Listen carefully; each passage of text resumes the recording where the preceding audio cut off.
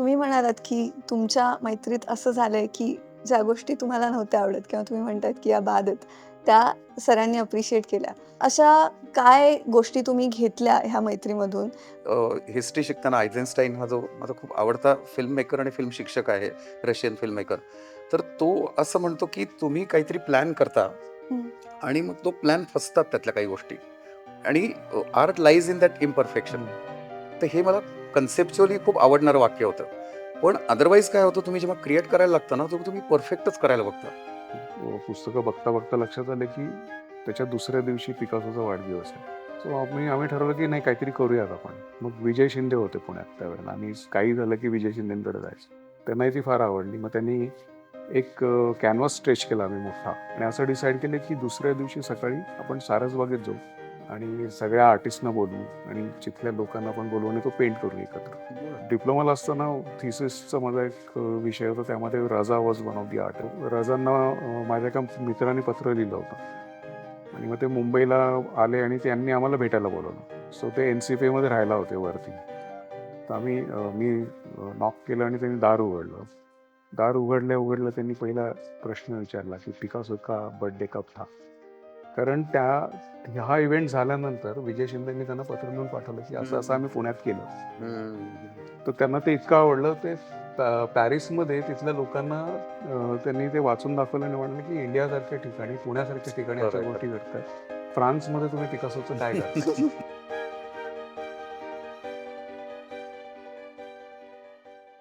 Hello, everyone. Welcome to the next episode of Native Narratives. And today we are celebrating friendships. And today we have with us two very special friends. We have Raju sir with us, who is a contemporary visual artist, and we have Sunil Suktankar, who all of us know is a multiple times national award winning film director.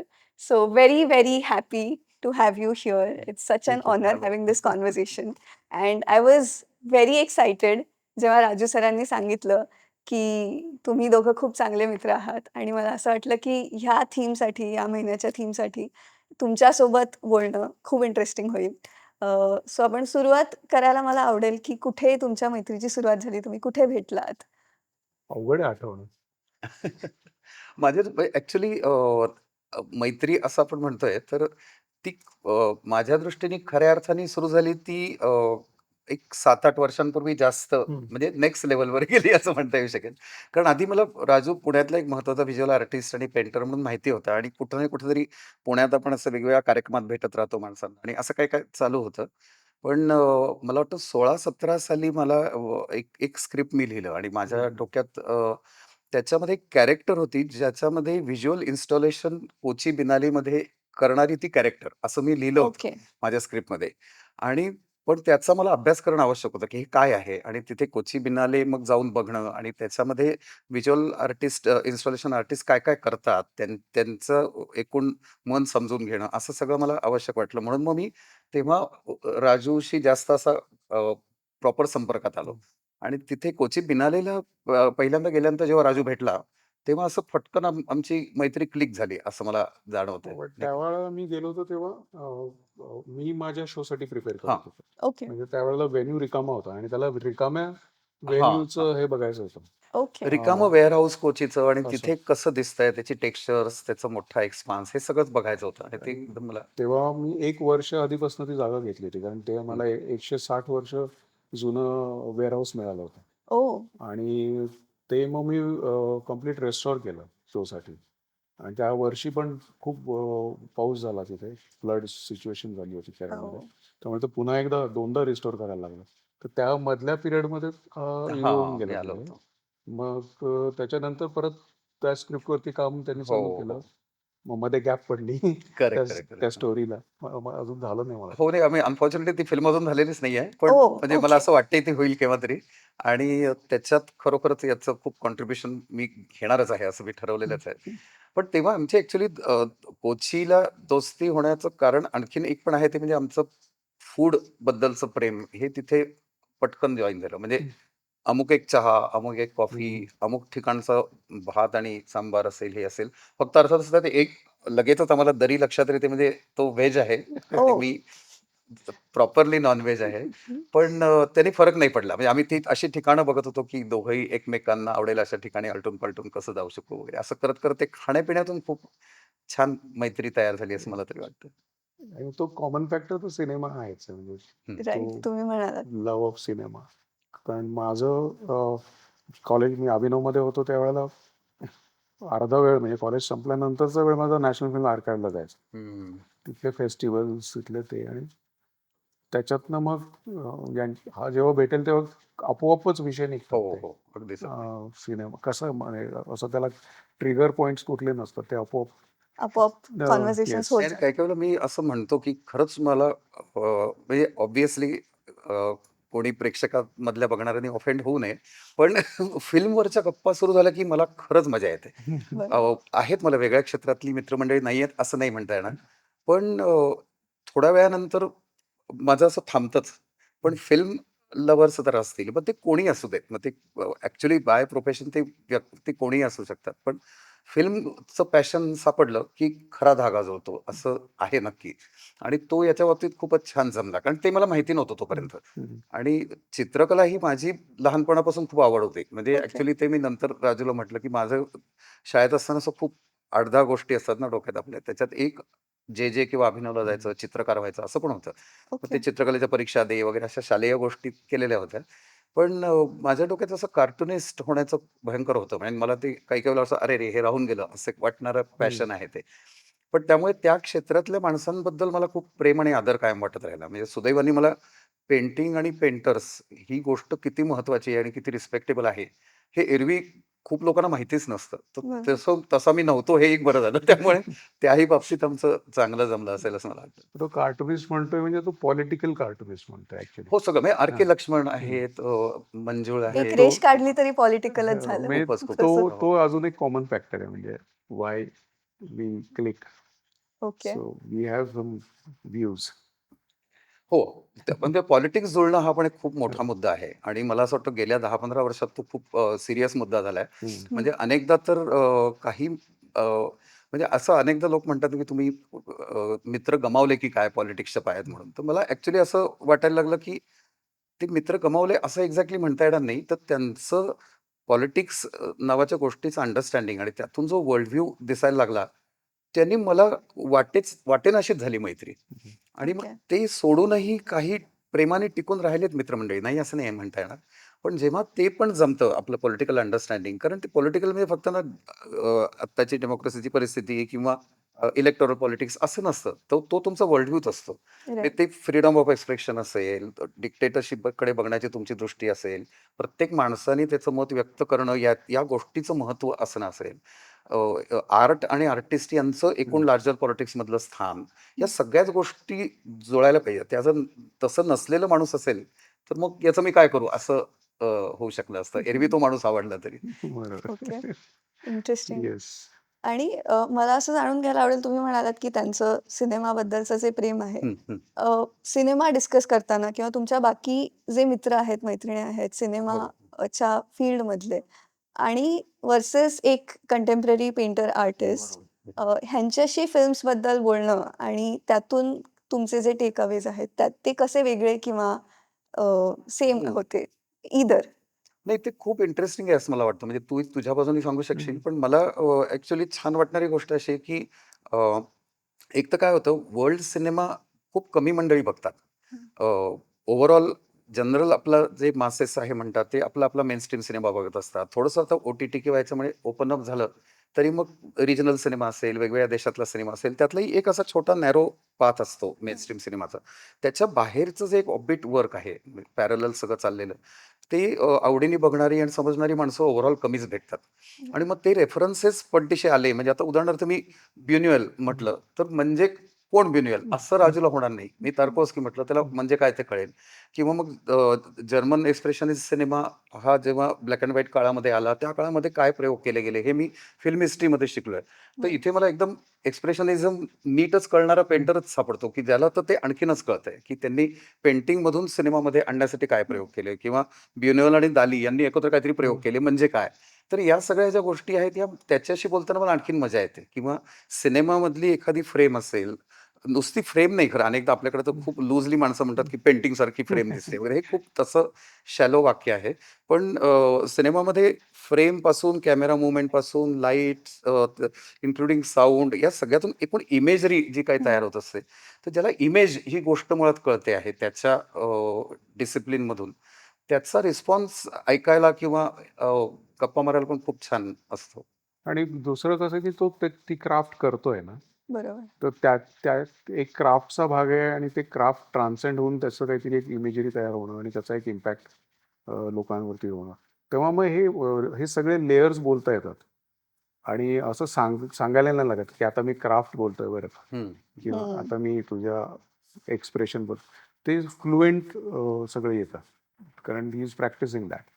आणि मी ते observe खूप आधीपासूनच करतो cinema. आणि हा म्हणतो जसं की सगळे मास्टर्स आणि हे बघायला खूप अर्ली पिरियडमध्ये मिळाले ते, म्हणजे was a very lucky to have national film archive award. Archives. Yes, true.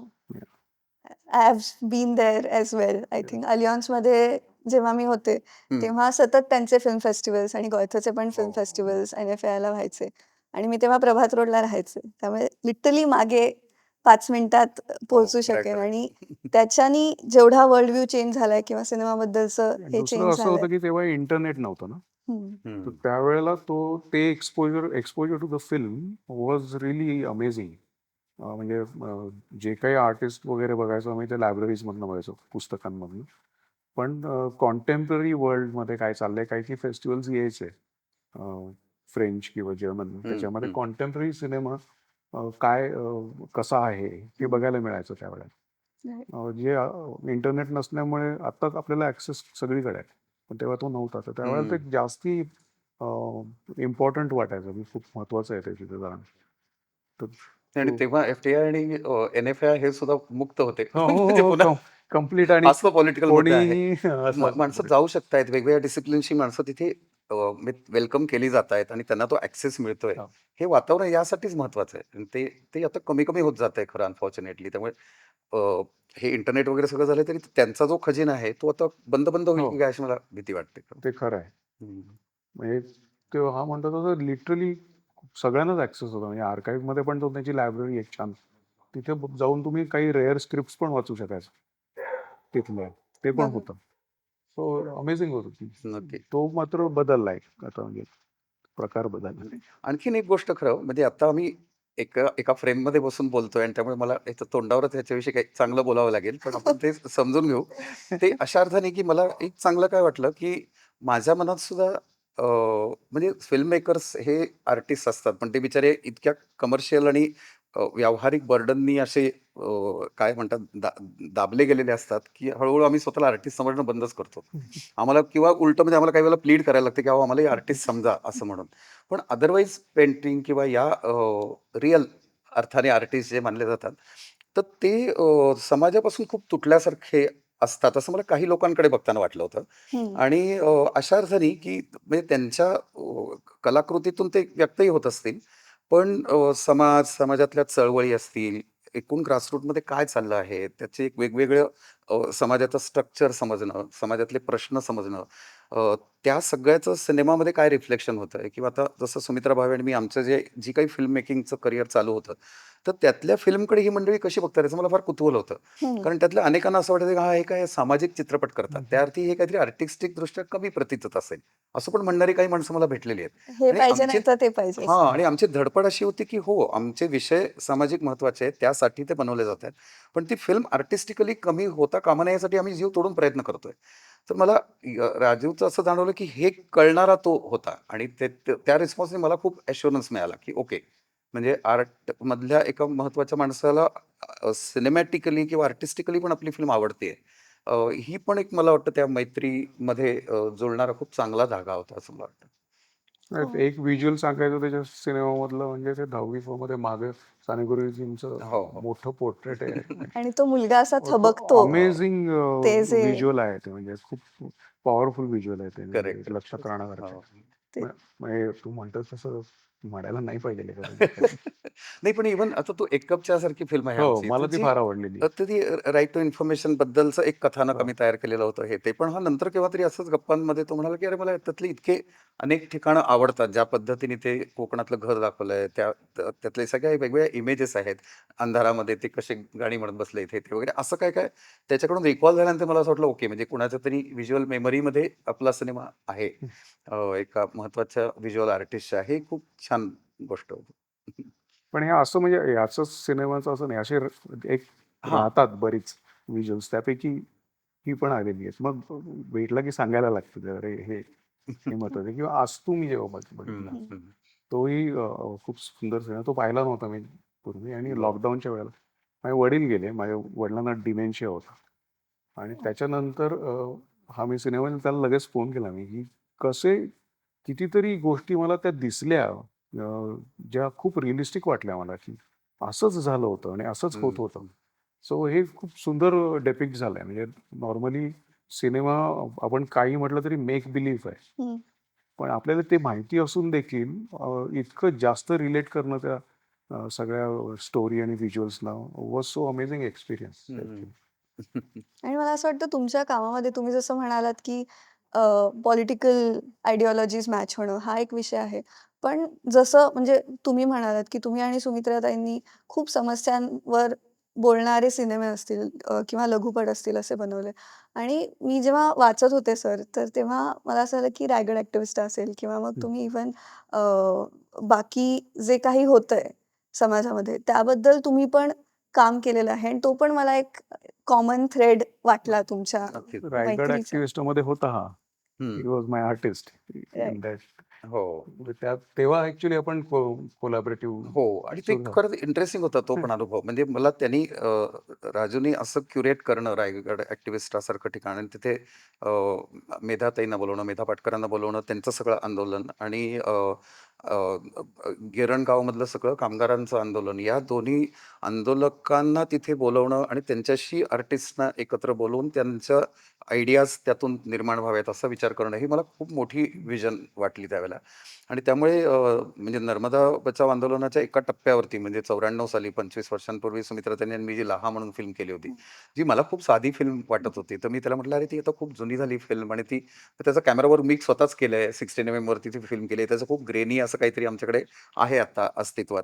तर ते पाहून तो म्हणाला, की "अरे, हे खूप छान आहे आणि हे मला व्हिज्युअली पण आवडतंय आणि हे या ॲक्टिव्हिस्टचा एक भाग म्हणून आपण करूया." असं म्हणून ती तिथे सादर केली गेली. तर त्याच्या वेळेला त्याची इनफॅक्ट अपेक्षा अशी होती, की मी काहीतरी व्हिज्युअल इन्स्टॉलेशन, प्रेझेंटेशन पण करावं म्हणून. तिथे मला पहिल्यांदाच लक्षात आलं, की हे खूप अवघड आहे. कारण माझ्या म्हणजे रिअलिस्टिक फिल्म मेकिंगच्या याच्यामध्ये मी इतकं अडकलो, की माझं डोकं पुढे चालेना. मग एका पॉइंटला मी त्याला म्हटलं, की बघू पुढे केव्हा तरी असं. पण मला कन्सेप्च्युअली सुचत होतं आणि त्यात पुन्हा लॉकडाऊनमुळे काही हातात साधनं नव्हती. त्यामुळे मी आपलं उगीच माझ्या लॅपटॉपवर काहीतरी खेळत बसलो होतो.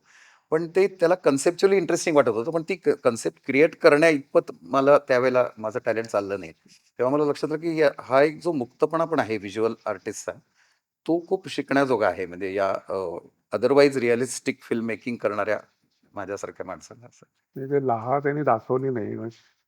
काही चांगली फिल्म नाही वगैरे. त्यांनी जेव्हा दाखवली त्याच्यानंतर म्हटलं, तुला जे वाटतंय ना की खराब आहे, ते पहिल्यांदा मला दाखवत जा. हो, बऱ्याचदा तर मला जे व्हिज्युअली ज्याच्याविषयी मी अपोलॉजेटिक असतो, ते याला जास्त आवडतं असं पण मला लक्षात आलेलं आहे. तुझं डेलिबरेटली सांगतो, की तुला जे आवडत नाही ते पहिल्यांदा आधी मला दाखवत जा. तो ॲक्टिव्हिस्टचं ही वॉज पार्ट. शिल्पा ची एक फिल्म होती, आणि हां, म्हणजे माझी ते एक जक्स्टापोजिशन. हां, माझी पार्टनर शिल्पा जी आहे, तिने बरोबर 25 वर्षांनंतर आत्ता रिसेंटली फिल्म केली नर्मदा बचाव आंदोलनावरती, लकीर के इस तरफ नावाची. तर ते खूप इंटरेस्टिंगली याचा आर्टिस्टिक इन्स्टॉलेशनचा एक भाग बनला होता, की 94 सालची एक फिल्म आणि हं. 2018ची एक फिल्म. या दोन्हीमध्ये 25 वर्षात अत्यंत अनफॉर्च्युनेटली केवढा विनाश झाला आहे. म्हणजे बरोबर. आमच्या फिल्ममधली गावं ही शिल्पाच्या फिल्ममध्ये पाण्याखाली आता गेलेली आहेत. त्यांच्या वरनं जाताना आपण विचार करतो, की ही गावं इथे होती म्हणून. तर इतकं ते भयानक आहे सगळं सरदार सरोवर प्रोजेक्ट आणि त्याचा विनाश जो आदिवासी आणि तिथल्या गावांचा झालाय तो. तर याच्याविषयी आर्टिस्टना कदर वाटणं, कारण समाज खूप विसरून जातो या गोष्टी आणि आर्टिस्ट जेव्हा ते सांगतात, तेव्हा मला ते खूप महत्त्वाचं वाटतं, की ते कुठेतरी कुणाच्या तरी मनापर्यंत पोहोचेल, कुणीतरी माणसं जागी होतील, कुणाच्या तरी इमोशन्स आणि इंटेलेक्टला आवाहन केलं जाईल, की काहीतरी चुकतंय का? आपण चुकीच्या दिशेने जातोय का? लेट्स इंट्रोस्पेक्ट असं म्हणून. मी जक्स्टपोज केली होती, की आधी सुनीलची फिल्म, मग शिल्पाची फिल्म, तर 25 वर्षाची right. Gap. Just one after the other लगेच आम्ही ती लावायचो तिथे एक्झिबिशनमध्ये. इंटरेस्टिंग. अ, तुम्ही तुम्ही म्हणालात, की तुमच्या मैत्रीत असं झालंय, की ज्या गोष्टी तुम्हाला नव्हत्या आवडत किंवा तुम्ही म्हणतायत, की या बाद आहेत, त्या सरांनी अप्रिशिएट केल्या. अ, अजून अशा काय गोष्टी तुम्ही घेतल्या ह्या मैत्रीमधून ज्याच्यामुळे तुम्हालाच तुमची कला किंवा तुमचं जे काम आहे तेच तुम्ही परत एकदा आपण म्हणू, की त्यावर रिफ्लेक्शन झालं किंवा ते हं, परत एकदा तुम्हालाच काही नवीन गोष्टी त्यातनं उमजल्या हं. असं? ते एक नक्की आहे. मला असं वाटतं, की आता जे मी म्हटलं, की त्याचा बघण्यातला जो मुक्तपणा आहे, हं, इमेजरीकडे बघण्याचा. तर मला काय वाटतं, की मगाशी मी म्हटलं तसं ना, की एक तर सामाजिक प्रश्नांवरचे आमचे चित्रपट, त्यातून आपला ऑडियन्स हा रिसीव्ह करण्याच्या 1-2च पावलं पुढे येऊ शकतो. मुळात तो मागेच असतो. त्याला धरून पुढे आणायला लागतं. त्यामुळे बनवताना फिल्म आपणच थोडंसं जरा काळजीपूर्वक असं सगळं बनवत राहतो आणि त्यामुळे व्हिज्युअल इमेजरीचे प्रयोग कुठपर्यंत करायचे, काय करायचे? म्हणजे आता देवराईसारख्या फिल्ममध्ये किती आपण प्रयोग हं, करूया, जे समजतील, उमजतील, तसेच राहतील. अशा सगळ्या बंधनात काम करायची सवय लागल्यामुळे एक नक्की मला वाटलं, की आता मी फिल्म हिस्ट्री शिकताना आयझेनस्टाईन हा जो माझा खूप आवडता फिल्म मेकर आणि फिल्म शिक्षक आहे, रशियन फिल्म मेकर. तर तो असं म्हणतो, की तुम्ही काहीतरी प्लॅन करता हं, आणि मग तो प्लॅन फसतात त्यातल्या काही गोष्टी आणि art lies in that imperfection.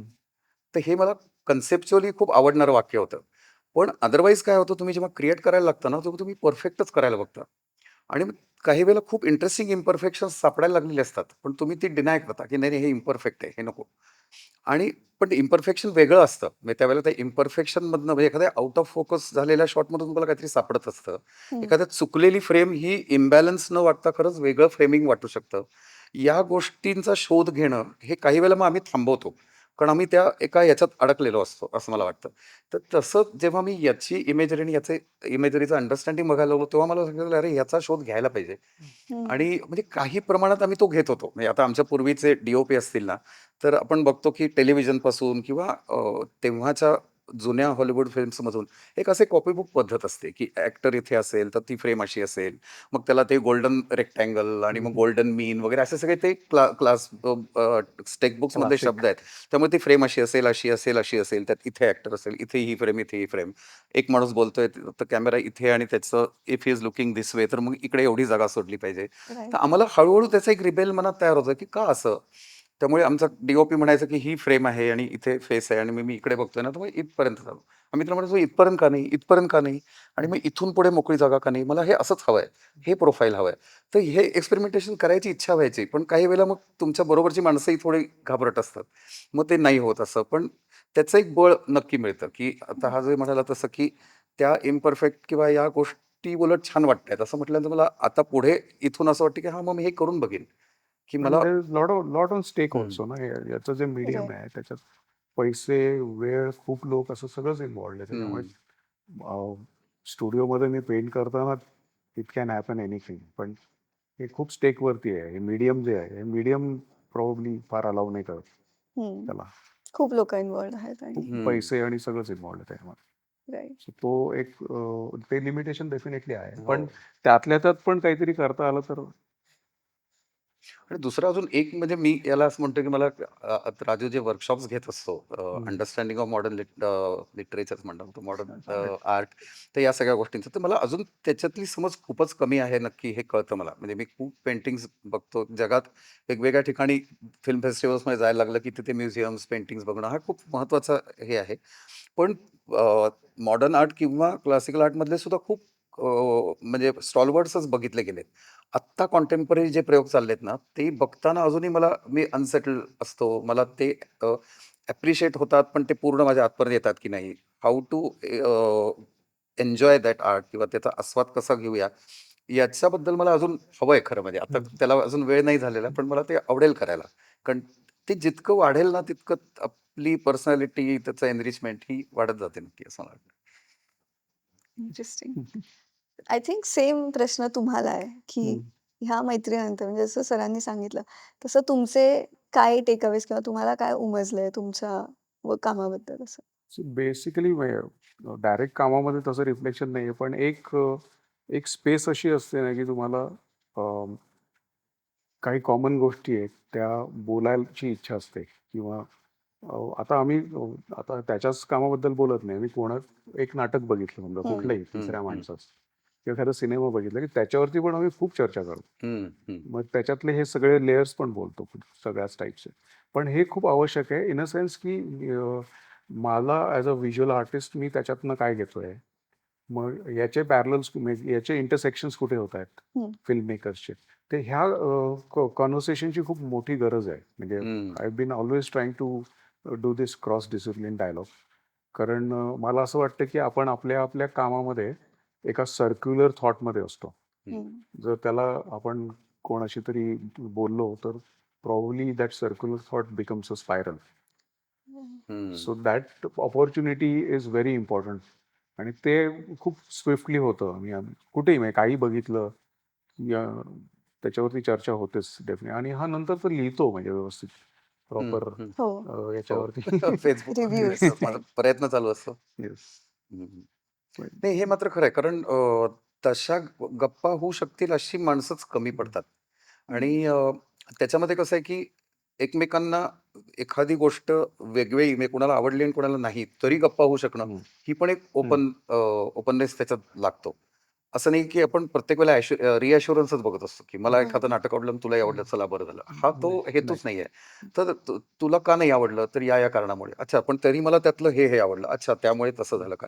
या गप्पांमधून आता अगदी फार छान तू सांगितलंस ना, ते ॲक्चुअली व्हिज्युअलीच सांगितलंस तू, की हां, ते हां. स्पायरल होत व्हिज्युअलच. जाणं. पण हे खरं आहे, की ते त्या याच्यात जात राहतं आणि काही वेळेला काय होतं, की मला असं वाटतं, की बरेच आर्टिस्ट एक प्रकारे स्वतःवर खुश असण्याच्या बरोबरीने ते सर्कल क्रिएटच होतं, की मग मी स्वतःवर खुश होणं आणि माझ्या भोवतालच्या मंडळींनी माझ्यावरती आणि एकमेकांवर खुश असणं आणि सर्कल कंप्लीट होतं आणि मग त्या सर्कलच्या बाहेर कोणीच कधीच जात नाही. पण त्याच्यामध्ये काहीच ग्रोथ नाहीये तसं करण्यामध्ये. तर ते हं. आणि मग त्यामुळे आपल्याला न आवडणाऱ्या गोष्टी पण जाऊन बघणं, मग त्या बघितल्यानंतर त्यातल्या न आवडलेल्यातलं काय आवडलं याच्यावरती गप्पा मारणं, ही प्रोसेस खूप इंटरेस्टिंग आहे. कारण ते काही ना काहीतरी सापडत राहतं आणि त्यातून ते आपल्याला देत असतं नक्की असं मला वाटतं. हे खूप ॲब्स्ट्रॅक्ट आहे हे हो. सगळंच ही राइट. प्रोसेस पण ती पण ह्या छान आहे खूप. अपॉर्च्युनिटीज नाही मिळत म्हणजे अशा डायलॉगची अपॉर्च्युनिटीज ऑलमोस्ट नाहीच आहेत. तर त्या मोस्टली हे पण पुन्हा फ्लुएंटली होतं म्हणजे बाहेर भेटलो किंवा त्यांनी काहीतरी बघितलेलं असतं, मग मी काहीतरी बघितलेलं असतं, तेव्हा ते आपोआप त्या प्लेनवरती यायला लागतो डायलॉग राइट. थोड्या वेळात. काल परवा आपण गप्पा मारताना असं म्हणत होतो ना, की आम्ही चौघ जण प्रवासाला गेलो होतो. म्हणजे राजू, मी, शिल्पा आणि वैशाली असे चौघ जण आणि गाडीतून आम्ही प्रवास करत होतो. आणि मग आम्ही दोघं पुढे बसलो आणि आमच्या गप्पा काहीतरी सुरू झाल्या आणि ते काहीतरी ती वेळ अशी होती, की या दोघी मुलींना झोपा लागल्या आणि आम्ही काही कारण नसताना इतक्या सीरियस डिस्कशनमध्ये गेलो. म्हणजे आर्ट नावाच्या ॲब्स्ट्रॅक्शनच्या जंगलातच घुसलो आम्ही. असं झालं ते, की आर्ट म्हणजे काय? तिचं आयुष्यातलं स्थान काय? अमकी फिल्म, तमकी फिल्म अशा उड्या मारत मग तू ही पाहिलीस का? मग ती मी पाहिली का? आणि कुठेतरी मग वेगळेच दिग्दर्शक असतात. जसं आता सर्बियन डिरेक्टर एमिर कुस्तुरिका हा काहीतरी वेगळ्याच फिल्म्स बनवतो. पण राजूनी काहीतरी बघितलेला असतो दुसरा एक फिल्म मेकर तो सांगतो जो मी पाहिलेलाच नसतो. मग त्याला त्याची ती स्टोरी सांगावीशी वाटते. त्याच्यात काय एक्सपेरिमेंट्स केलेत ते सांगायला. असं करत इतक्या इंटरेस्टिंग काहीतरी गप्पा झाल्या. म्हणजे ते असं काय म्हणतात अनरिलीज पॉडकास्ट होतं आमचं असं म्हणता येईल का? पण खूप वेळ चालला तो, 1 तास, 1.5 हां, तास. 1.5 तासाचा इंटरव्ह्यू आम्ही एकमेकांचा घेत होतो. आय थिंक आता ह्याच्या पुढचे कन्व्हर्सेशन्स तुम्ही रेकॉर्डर ठेवूनच करायला हवेत. असं हे काहीतरी त्याच्यातनं तयार पण मजा होईल. आली म्हणजे आणि का असं करतो त्याला अर्थ नव्हता. म्हणजे ते आपोआप चाललं होतं. म्हणजे आता एरवी प्रवासात आपण काहीतरी तर गप्पा मारतोच. हं. पण त्या इतक्या मिनिंगफुल होतील असं आम्हालाही माहिती नव्हतं आणि नेहमीच होतात मिनिंगफुल असं नाही. काही वेळेला खूप टाईमपास पण करायला मजा येते. पण तो पार्ट हा खूप इंटरेस्टिंग होता एवढं खरं त्यावेळेला ते झालं ते. सो 2 कलाकार एकत्र येऊन एवढं काय-काय होऊ शकतं.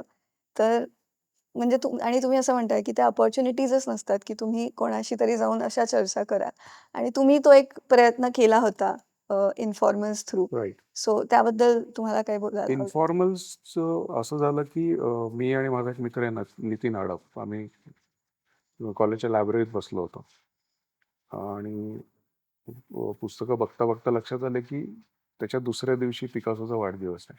ओके. सो आम्ही ठरवलं की नाही काहीतरी करूयात आपण. मग विजय शिंदे होते पुण्यात त्यावेळेला आणि काही झालं की विजय शिंदेकडे जायचं. तर मी आयडिया घेऊन आम्ही विजय शिंदेकडे गेलो. त्यांनाही ती फार आवडली. मग त्यांनी एक कॅनव्हास स्ट्रेच केला आम्ही मोठा 4 फूट बाय 4 फुटाचा आणि असं डिसाईड केलं की दुसऱ्या दिवशी सकाळी आपण सारसबागेत जाऊ. तिथं तो कॅनव्हास लावू आणि सगळ्या आर्टिस्टना बोलवू आणि तिथल्या लोकांना पण बोलवू आणि तो पेंट करू एकत्र. बरं. Just to celebrate Picasso's birthday. तशातनं ती सुरुवात झाली आणि आम्ही अशा बऱ्याच ॲक्टिव्हिटीज केल्या. म्हणजे अचानक आम्ही कॅनव्हास कुठेतरी घेऊन यायचो हं, हं. आणि त्या ॲक्टिव्हिटीज व्हायच्या. मग त्याचं फायनली बरेच इव्हेंट झाले ते आणि फायनली एक एक्झिबिशन पुणे फेस्टिवलच्या वेळेला बालगंधर्वला आम्ही केलं. Husain was there to inaugurate that exhibition. So ही एक इन्फॉर्मल याच्यासाठीच म्हणायचो आम्ही की फॉर्मली कोणी असं ठरवून वगैरे काही व्हायचं नाही ते. हं, हं. अचानक आम्ही ठरवायचो आणि अचानक त्या गोष्टी घडायच्या. मी डिप्लोमाला असताना थिसिसचा माझा एक विषय होता. त्यामध्ये Raza was one of the artist. Okay. So रजांना माझ्या एका मित्राने पत्र लिहिलं होतं आणि मग ते मुंबईला आले आणि त्यांनी आम्हाला भेटायला बोलावलं. सो ते NCPA मध्ये राहायला होते वरती. तर मी नॉक केलं आणि त्यांनी दार उघडलं. दार उघडल्या त्यांनी पहिला प्रश्न विचारला की पिकासो का बर्थडे कब था? कारण हा इव्हेंट झाल्यानंतर विजय शिंदेंनी त्यांना पत्र लिहून पाठवलं की असं असं आम्ही पुण्यात केलं. हं, हं. तर त्यांना ते इतकं आवडलं ते पॅरिसमध्ये तिथल्या लोकांना त्यांनी ते वाचून दाखवलं आणि म्हणाले की इंडियासारख्या ठिकाणी पुण्यासारख्या ठिकाणी अशा खरंय, गोष्टी खरंय. घडतात.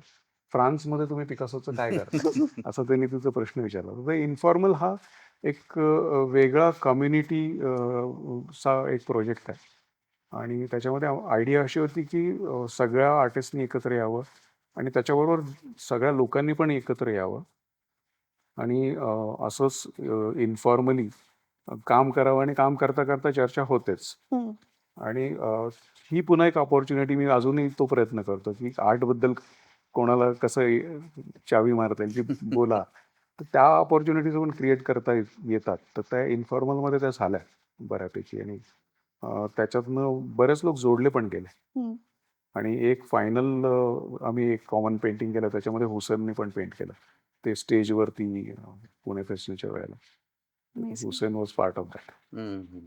सो तिथपर्यंत ते गेलं. पण ह्या अपॉर्च्युनिटीज बघायला पाहिजेत की हं. आपला विषय लोक कसं बोलतील आर्टबद्दल. कारण तसं आयसोलेटेड आहे आणि त्यातल्या त्यात हं. ॲब्स्ट्रॅक्ट, हो. कॉन्टेम्पररी असं हे फारच कमी बोललं जातं. तर त्या अपॉर्च्युनिटीज क्रिएट करायला पाहिजेत. राइट. लोकांना असं ॲक्सिडेंटली वाटतं पण आपण त्या केलेल्या असतात अपॉर्च्युनिटीज क्रिएट. आणि जसं तुम्ही म्हणालात, की तुमची मैत्री ही जी क्रॉस डिसिप्लिन ही मैत्री आहे आणि ते जे कन्व्हर्सेशन्स आहेत. तसं म्हणजे ते तुम्ही होताना पाहिलंय. तुमचा एक नवीन प्रोजेक्ट पण येतो. आपण त्याबद्दल नंतर बोलूयातच. पण तशा ज्या मैत्री असतात, ते जे कन्व्हर्सेशन्स असतात, त्या ज्या गप्पा असतात, ह्या सगळ्या गोष्टी तर तुम्ही सांगितल्याच, की तुम्हाला ते कसा तो एक एनरिचिंग एक्सपिरियन्स आत्तापर्यंत राहिलेला आहे. पण पूर्ण आर्टिस्ट कम्युनिटीसाठी कोणतीही कला असू देत, अजून काय शक्यता तुम्हाला तुमच्या आत्तापर्यंतच्या अनुभवातून दिसतायत, की अजून काय होऊ शकतं मला मजेशीर? असं वाटतं की कोअरमध्ये सगळ्याच आर्टच्या प्रोसेसेस किंवा थॉट प्रोसेस सेमच आहे. हं. त्याचे फॉर्म्स बदलतात. पण कोअरमध्ये तर थिंकिंग इज व्हेरी सिमिलर. तर अशाच जसं मी मगाशी म्हणालो की ह्या अपॉर्च्युनिटीज जितक्या जास्त क्रिएट करता येतील वेगवेगळ्या आर्टिस्ट बरोबर, तितके जास्त पॉसिबिलिटी की ओव्हरऑल सगळ्याच आर्ट फॉर्म्समध्ये ती एक जादू दिसायला लागेल. जसं बॉम्बे प्रोग्रेसिव्ह म्हणजे प्रोग्रेसिव्ह आर्टिस्ट ग्रुपच्या वेळेला प्रोग्रेसिव्ह मुवमेंट जी होती, हं. तर मुल्कराज आनंद वगैरे त्यांची लिटरेचर, थिएटर हं. सगळ्यामध्येच प्रोग्रेसिव्ह हो, मुवमेंट जी हो. होती, तो एक इंटरॅक्शनचा पार्ट आहे. There was massive interaction between all these artist hmm, hmm. आणि त्याच्यामुळे progressive movement was part of every discipline. तर त्या टाईपच्या जेव्हा गोष्टी घडतात त्याचा इम्पॅक्ट आज आपल्याला प्रोग्रेसिव्ह आर्टिस्ट ग्रुपचा इम्पॅक्ट खूप ह्यूज आहे. म्हणजे right. Even in the west we are known best for progressive artist group in the world. तर तो इम्पॅक्ट होण्यासाठी मला असं वाटतं की हे कलेक्टिव्ह एफर्ट्स घेऊन कलेक्टिव्हली गेलं तर जास्ती फायद्याचं आहे सगळ्याच डिसिप्लिनसाठी. आणि स्पेशली हे तुमच्या सिटीसाठी पण खूप इम्पॉर्टंट आहे. हं. म्हणजे एक शहर म्हणून त्याच्याकडे आर्टिस्टिक त्याची एबिलिटी हे सगळं बघताना जर सगळे एकत्र असतील तर त्याचा इम्पॅक्ट म्हणजे ते मॅपवरती पटकन येईल. हं. वर्ल्ड मॅप किंवा हं, हं. ॲटलीस्ट नॅशनल मॅपवरती तरी. नाही आणि मला एक असंही वाटतं म्हणजे आता ही मैत्री ही जी आज आपण थीम म्हणतो ना, तर तेच ॲक्चुअली मिसिंग आहे. हं. म्हणजे त्या एका डिसिप्लिनमध्ये काम करणाऱ्या आर्टिस्टमध्ये तर आणखीनच आहे. कारण एक अननेसेसरी कॉम्पिटिटिव्ह वातावरण आहे. हं. जग हे आणखीन कॉम्पिटिटिव्ह बनतंय. त्यामुळे पण मैत्री निसटून जाते. कारण म्हणजे आचार्य दादा धर्माधिकारी हे जे गांधीवादी विचारवंत होते, त्यांचं मैत्री नावाचं एक पुस्तकच आहे आणि त्याच्यामध्ये त्यांनी खूपच सोपी पण खूप चांगली व्याख्या ती मैत्री व्याख्या म्हणजे त्याच्याबद्दल त्यांनी लिहिलं आहे. तर त्यांनी असं म्हटलं, की मैत्री ही सगळ्यात उदात्त गोष्ट त्यांना वाटते. इतर कुठल्याही नात्यापेक्षा ते नातं. तर का तर मैत्रीमध्ये जी समानता आहे, म्हणजे इक्वालिटी आहे, ती कुठेच नसते. आपण एकमेकांना इक्वल समजत नाही आणि मला वाटतं त्या कारणामुळेच मैत्र्या होत नाहीत. हं. चांगल्या मैत्र्या होत नाहीत. कॉन्टॅक्ट्स डेव्हलप होतात किंवा हं. आपण माणसांशी संपर्क ठेवून एकमेकांचे फायदे तोटे बघत राहतो. पण मैत्री होत नाही. त्यामुळे वेगवेगळ्या पद्धतीचं काहीतरी कलाकृती करणारे जे वेगवेगळे आता सपोज फिल्म मेकर्स माझ्या बाबतीत असतील, तर ती इक्वालिटी मी माझ्या बाजूने ठेवायची इच्छा केली तरी ती समोरच्याकडून मिळेल असं सांगता येत नाही. हं.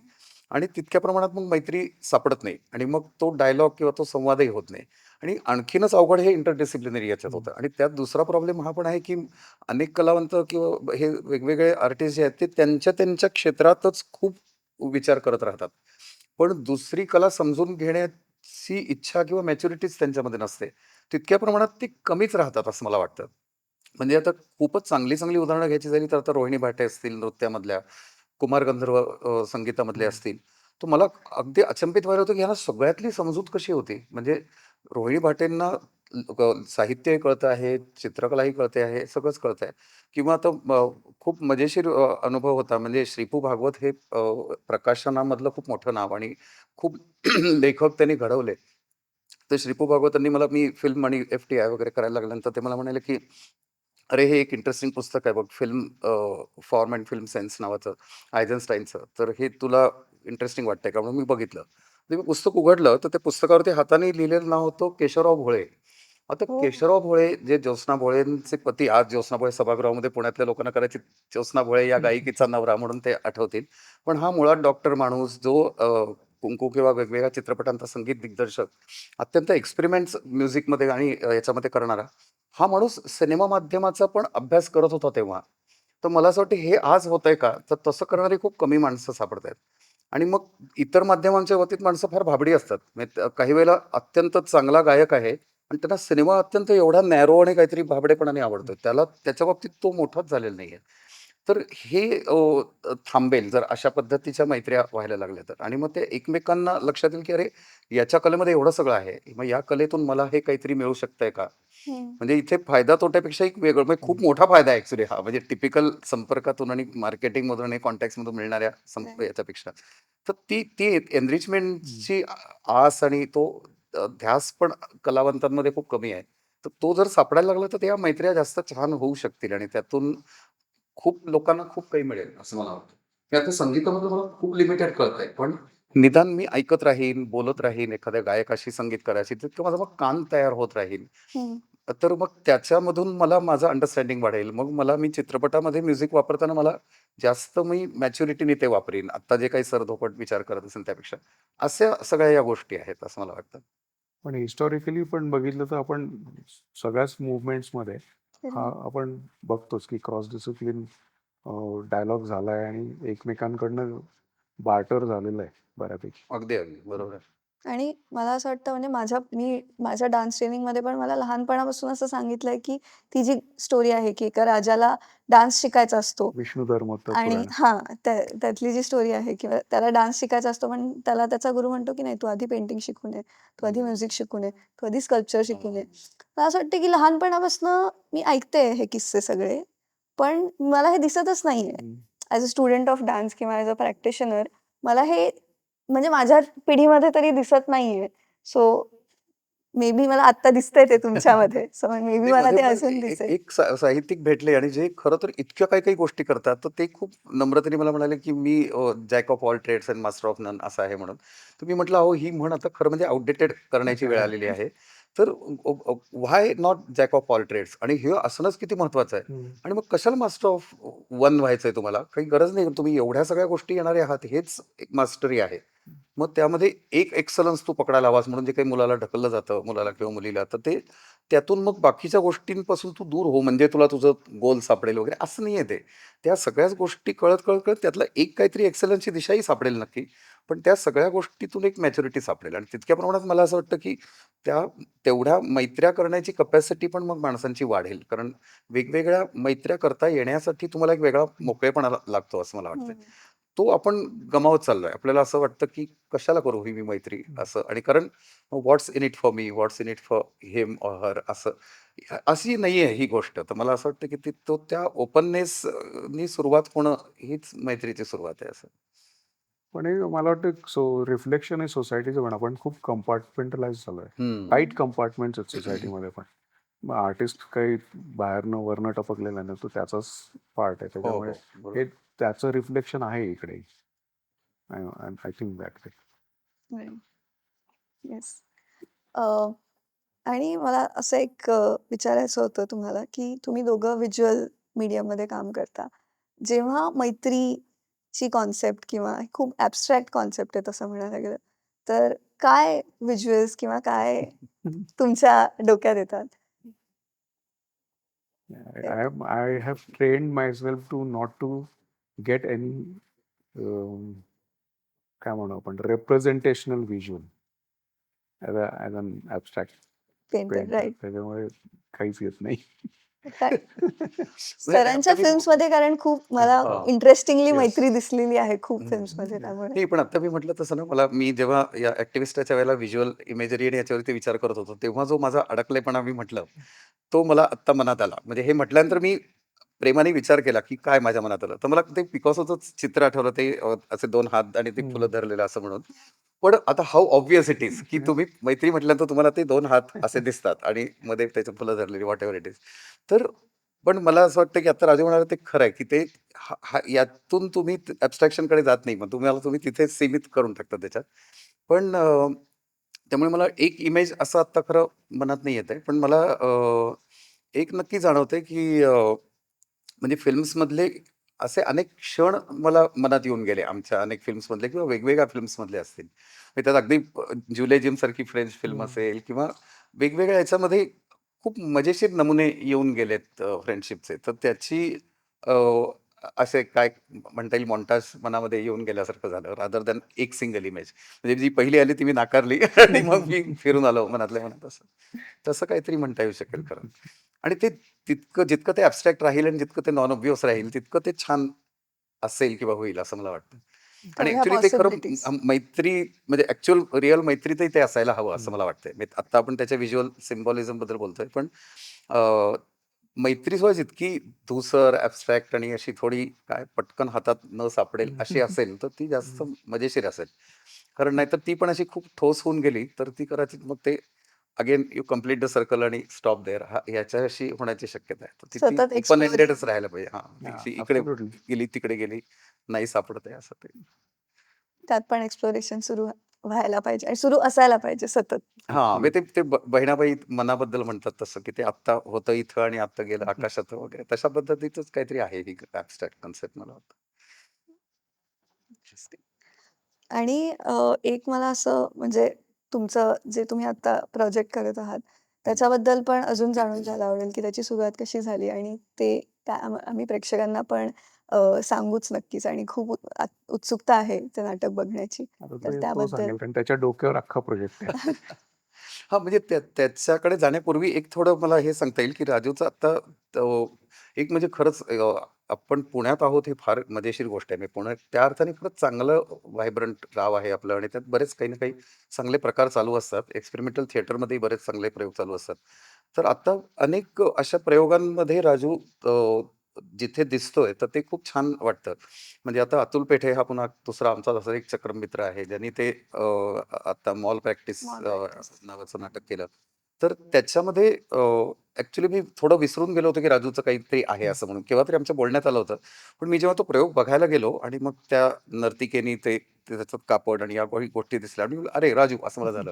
कारण मग मला आठवण पण झाली, की तो त्याच्यात आहे. तर त्या सगळ्या नाटकामधल्या काही अंगांना अशा व्हिज्युअल आर्टिस्टची जोड मिळाली, तर ते नाटक हे माध्यम पण एनरिच होतं. म्हणजे खूप पूर्वी आपण एवढंच म्हणत होतो आणि त्याच्यातही खूप सुंदर प्रयोग केलेच आहेत बाबूराव पेंटरसारख्या लोकांनी, की ते नाटक रिअलिस्टिकली करण्याच्या मागे जे पडदे आहेत, तेही या माणसाने इतके सुंदर रंगवले. तर ते तर डायरेक्ट कॉन्ट्रिब्युशन होतं आणि त्यातून ते स्वतःही फिल्म मेकर झाले. त्यामुळे हे तर एक मोठा इतिहास आहे. पण आज आता आपण बघताना तुम्ही नाटक करत आहात का सिनेमा करत आहात किंवा काही वेगवेगळ्या कलाकृती करतात. त्याच्यामध्ये दुसऱ्या डिसिप्लिन जेव्हा जातात, म्हणजे मुळात आधी नृत्य आणि अतुलचं नाटक हे 2 एकत्र होता ते काहीतरी तयार झालं. त्याच्यामध्ये मग राजू किंवा वैशालीसारखी माणसं एंटर होतात, तेव्हा त्यातून आणखीन त्या नाटकाला म्हणजे खूप जड शब्द वापरायचे वेगळे आयाम मिळतात. म्हणजे त्याचे डायमेन्शन्सच बदलतात संपूर्ण. तर आता एक मजेशीर प्रयोगामध्ये आम्ही दोघंही आता एकत्र आलो आहोत. ते म्हणजे आमचा एक मित्र आहे चित्तरंजन गिरी, जो खूपच चांगला अभिनेता आहे आणि तो मला अभिनेता म्हणून अनेक वर्ष त्याचं करिअर मी बघत आलोय. त्यात मला तो खूपच आवडतं त्याचं काम. कारण खूप असं इंट्रोव्हर्ट आणि असं प्रेक्षकाला आत घेणारा असा अभिनय तो करतो. कारण एरवीचा अभिनय असा फेकत असतो बाहेर, म्हणजे प्रेक्षकांना प्रभावित करण्यासाठी अभिनय चाललेला असतो. हा उलटं करतो, तो त्यांना आपल्या घ्यायचा प्रयत्न करतो. तर तर त्यांनी मला मध्यंतरी असं म्हटलं, की आपण एक प्रोजेक्ट करूया आणि त्याच्यामध्ये त्यांनी मला चक्क अभिनयासाठी बोलावलं आणि ते माझं लहानपणापासूनची आवड होती. म्हणजे मी अगदी या उंचीचा असल्यापासून अभिनय करत होतो. पण तो एफ-टी-आय आणि या सगळ्या ह्याच्यामध्ये दिशा डिरेक्शनची मिळाली. दिशा डिरेक्शनची मिळाली फनी वाक्य आहे. आणि त्यामुळे अभिनय असं मी थोडासा मागे सोडून दिला आणि दुसरं मला असंही जाणवलं, की मी माझ्या व्यक्तिमत्वात असं काहीतरी होत गेलं, की मला अत्यंत सहज वाटणारा अभिनय मी विसरून गेलो आणि मला ती गोष्ट खूप अवघड वाटायला लागली. बहुतेक ती दिग्दर्शनामुळे आणि मला अभिनेत्यांकडे "अरे, कसं काय करतायत बुवा हे लोक?" असं झालं. मी त्यांना करून दाखवायचो तेव्हा मी मुक्त असायचो. पण मी जेव्हा ते स्वतः अभिनय म्हणून उभा राहायचो, तेव्हा मला त्याची आता भीती वाटायला लागली होती. तर इथपर्यंत ते पोहोचलं होतं. तर मग मधल्या काळात मला आता 30-35 वर्ष सगळ्या फिल्म मेकिंगमध्ये गेल्यानंतर मला असं वाटलं, की त्याच्यात छोट्या-छोट्या भूमिका मी केल्या. एक कप चहामध्ये आहे, दोघीमध्ये आहे, मोर देखणे जंगल में मध्ये आहे वगैरे. पण ते मी आपलं काल परवा दुसरा एक माझा फिल्म मेकर मित्र म्हणाला, की "नाही तिथं आम्ही." असे आमचे ॲटिट्यूड असतात. त्यामुळे कोणी नाही तर मग मी करतो. असे ते छोटे रोल्स होते. पण मनापासून ते करूया असं नव्हतं केलेलं. तर तो आत्ता एक सुरुवात झाली आहे. तर ते मढी नावाचं एक नाटक तो करतो आहे. मढी म्हणजे मठी आणि ते घाटावरती अशी छोटीशी जागा असते, साधू किंवा बैरागी राहतात अशा पद्धतीची. तसं ते नाटक आहे आणि ते नाटकही पुन्हा ॲब्स्ट्रॅक्ट आहे आणि त्याच्या ॲब्स्ट्रॅक्शनमुळेच राजू पर्यंत तो पोहोचला आणि मग हे दोघं एकत्र येऊन आता त्याच्यामधल्या व्हिज्युअल इन्स्टॉलेशन वजा कंटेंटची जबाबदारी राजू वैशाली यांनी घेतली आणि ते त्यात आल्यानंतर त्या नाटकाला खूप मजा येणार आहे असं मला वाटतंय. त्यामुळे अजून ते तयार होतंय आणि आम्ही एका बाजूने आमच्या सगळ्या अभिनयाची प्रॅक्टिस करतो आहोत आणि त्याच्या मागे ते या मंडळींचं व्हिज्युअल असणार आहे. याची एक खूप गंमत येईल त्याला असं वाटतंय. तर ते आता ऑगस्टच्या शेवटी येईल नाटक, तेव्हा ते बघायला मिळेल तुम्हाला सगळ्यांना. ते बघायचंच आहे, त्यामुळे मी काही बोलत नाही. नाही, पण तुमचा अनुभव कसा होता? चित्तरंजन सरांसोबत काम करण्याचा ॲक्चुअली किंवा गिरी आला ते आमचं एक एक्झिबिशन होतं आणि त्याच्यानंतर एक परफॉर्मन्स आणि वैशालीचं एक इन्स्टॉलेशन होतं. हं. ओके. ते बघून त्याच्या आधी त्याची जी स्क्रिप्ट होती ती सिनेमासाठी होती. मला वाटतं हां, म्हणजे ते मुळात सुरुवात दोघं आधी फिल्म बनवूया असं म्हणून झाली. पण तो सिनेमासाठीच ते बोलत हं, होते. पण त्याच्यानंतर त्याला असं वाटलं, की हे याचं कन्व्हर्जन प्लेमध्ये होऊ शकेल. हे सगळं हं. बघितल्यानंतर, ही व्हिज्युअल्स बघितल्यानंतर. तर त्याच्यानंतर तो मला भेटायला आला आणि मग त्याने एक नरेशन दिलं आणि ते इतकं ॲब्स्ट्रॅक्ट आहे, की आणि खूप व्हिज्युअल आहे. म्हणजे सगळं त्याची नरेशन सुद्धा तो ज्या पद्धतीने सांगत होता, ते देखील खूप व्हिज्युअल होतं. तर ते मला असं वाटलं, की मी जे करतोय प्रॅक्टिस, म्हणजे मी जे ॲब्स्ट्रॅक्शन किंवा मी जे काही करतोय, त्याला जसंच्या तसं याच्यात एंटर करता येणार आहे. हं. या पर्टिक्युलर प्लॉटमध्ये. अशी मला वाटते अपॉर्च्युनिटी नाही आहे. कधी काहीतरी तुम्हाला थोडे ट्विक्स आणि हे करावेच लागतात त्याच्याप्रमाणे. पण याच्यामध्ये मला असं वाटतं, की त्यांनी प्रायमरीली एक मूव्हिंग पेंटिंग असावं, असं एक कन्सीव्ह केली त्यांनी आयडिया. ओके. त्याच्यामुळे त्याच्यामध्ये हा एक मेजर एलिमेंट आहे आर्ट हां, म्हणजे तो installation. Element it's not just a backdrop. It's not हं. इट्स नॉट अ बॅक आणि त्याच्यामध्ये त्याच्या ते थोडं मूव्ह पण होतंय. म्हणजे it's not a static painting as such. आणि त्याच्यातले टिट्स अँड बिट्स इकडे तिकडे पण आहेत. म्हणजे अख्ख्या प्लेमध्ये अराउंड सगळीकडे. सो असं ते सगळं आहे आणि तो बऱ्यापैकी त्याचा मेजर मला वाटतं एक प्रायमरी कॅरेक्टर कॅरेक्टरच बरोबर. हो.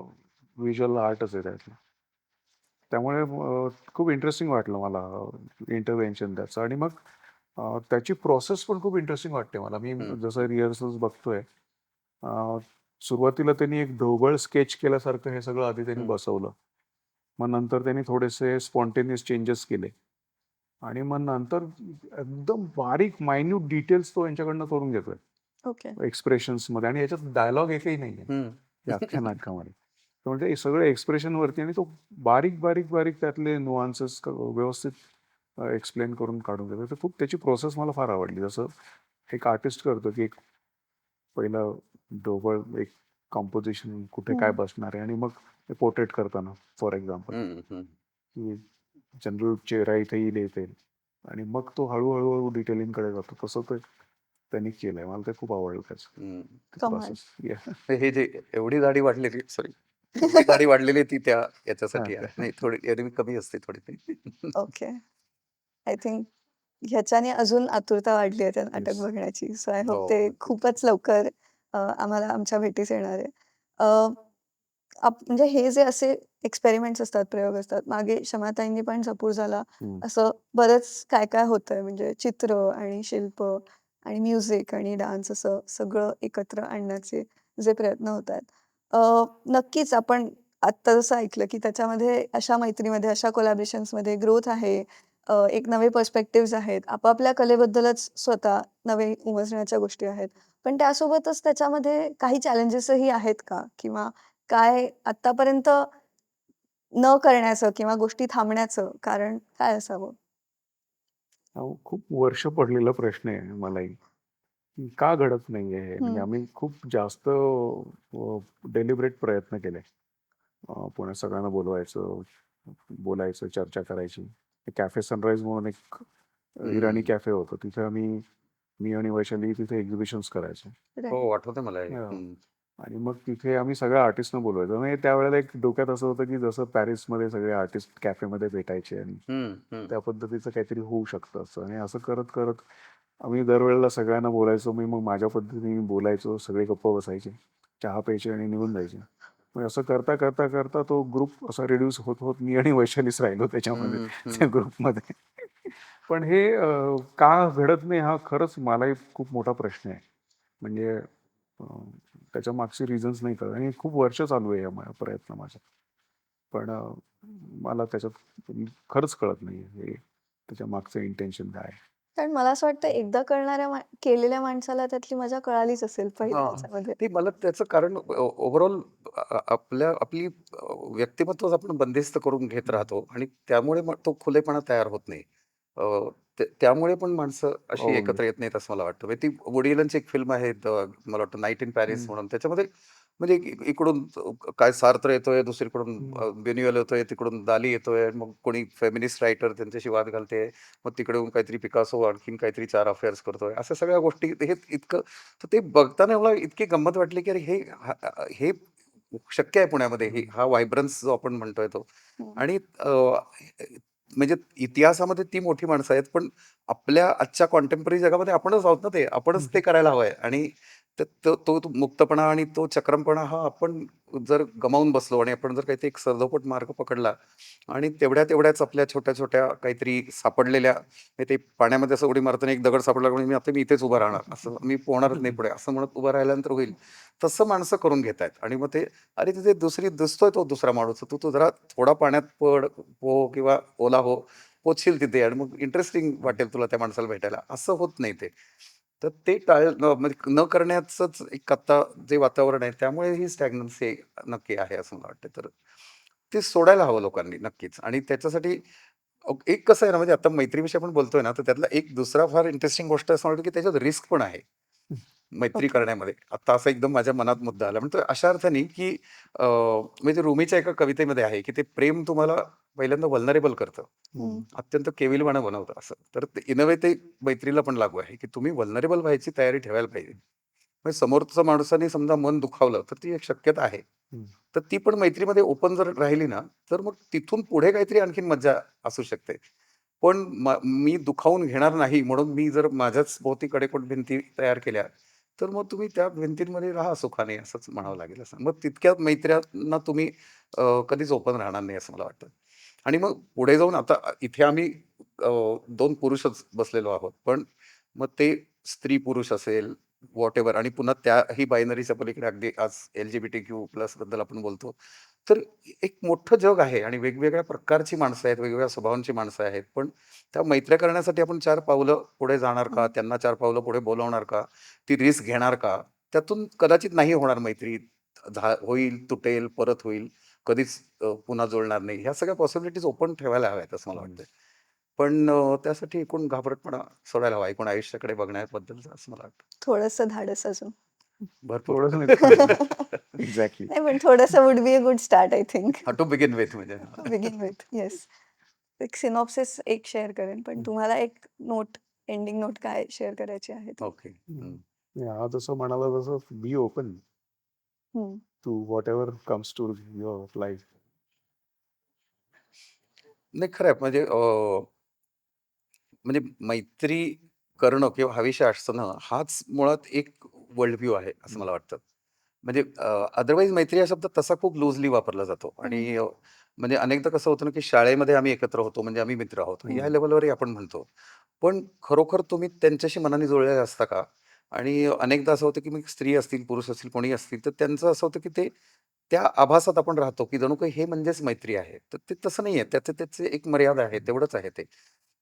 मैत्री ही गोष्ट त्याच्यापेक्षा जास्त मोठी आहे, जास्त इंटरेस्टिंग आहे आणि ती एका वेगळ्या टेरिटरीमध्ये जाणारी आहे. तर तिथपर्यंत जाण्यासाठी मुळात तुम्ही आयुष्याकडेच वेगळ्या पद्धतीने बघायला पाहिजे. म्हणजे आयुष्याकडे जर तुम्ही तसे बघत नसाल, तर मग अ, म्हणजे ते खूप अशा उथळ पाण्यात राहिल्यासारखंच आहे, की तिथे पाय टेकतात तिथेच मी उभा राहणार. पुन्हा मगाचं पोहण्याचाच मुद्दा माझ्या मनात आला.